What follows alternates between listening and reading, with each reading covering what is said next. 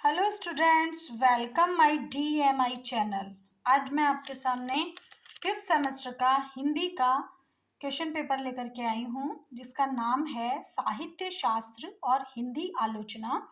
इसमें अति लघुत्तरीय प्रश्न है खंड ए में, जिसमें पहला प्रश्न है खंड काव्य और महाकाव्य में अंतर बताइए। दूसरा प्रश्न है आपका आचार्य भामह द्वारा प्रतिपादित काव्य सिद्धांत का उल्लेख कीजिए।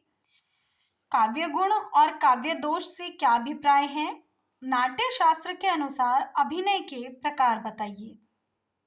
और पांचवा प्रश्न आपका है I.A. रिचर्ड्स द्वारा प्रतिपादित काव्य सिद्धांत का नाम लिखिए।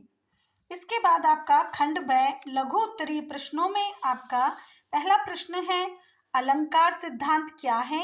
इस सिद्धांत के प्रमुख आचार्य मतों का उल्लेख कीजिए।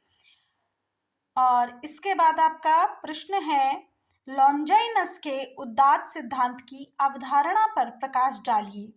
और आगे का प्रश्न है आपका नई समीक्षा की प्रमुख विशेषताएं क्या हैं। ये आपके हैं लघु उत्तरीय प्रश्न। इसके बाद है स्टूडेंट्स विस्तृत उत्तरीय प्रश्न खंड स। इसमें आपका पहला प्रश्न है आचार्य रामचंद्र शुक्ल की आलोचना दृष्टि की विवेचना कीजिए। और इसके बाद है हिंदी आलोचना का विकास और परंपरा पर प्रकाश डालिए। वर्ड्सवर्थ के काव्य सिद्धांत की विवेचना कीजिए। संस्कृत आचार्यों द्वारा दिए गए काव्य लक्षणों का संक्षिप्त परिचय दीजिए। और इसके बाद में आपका प्रश्न है भारतीय काव्य शास्त्र में रस सिद्धांत के महत्व पर प्रकाश डालिए।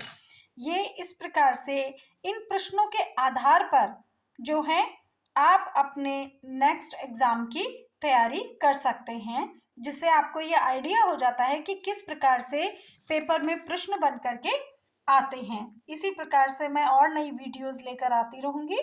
धन्यवाद।